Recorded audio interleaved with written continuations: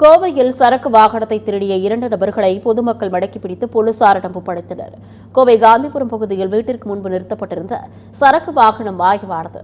இதுகுறித்து வாகன உரிமையாளர் போலீசாரிடம் புகார் அளித்த நிலையில் புளியங்குளம் பகுதியில் அதே வாகனம் சாலையில் சென்று கொண்டிருப்பதாக தகவல் கிடைத்தது. இதன் அடிப்படையில் அங்கு சென்ற வாகன உரிமையாளர் அப்பகுதி மக்கள் உதவியுடன் சரக்கு வாகனத்தை மடக்கி பிடித்தார். அப்போது ஒருவன் தப்பி ஓடிய நிலையில் ஆட்டோவில் இருந்த மற்றொருவரை பிடித்த பொதுமக்கள் போலீசாரிடம் ஒப்படைத்தனர். விசாரணையில் ஆட்டோவை திருடியதும் செல்வபுரம் பகுதியைச் சேர்ந்த சதீஷ்குமார் என்பதும் தப்பி ஓடியது துடியலூர் பகுதியைச் சேர்ந்த குஞ்சான் எனவும் தெரியவந்துள்ளது. தற்போது இதுகுறித்த காட்சிகள் இணையதளத்தில் பரவி வருகிறது.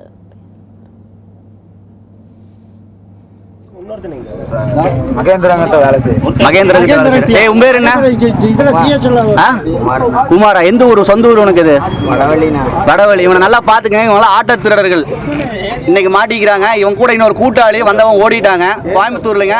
இது அம்மன் குளம் பகுதியிலங்க. சரிங்களா? இன்னைக்கு ஆட்டோவோட ஒரு திருடிட்டு வந்து ஆட்டோவோட மாட்டிக்கிறாங்க.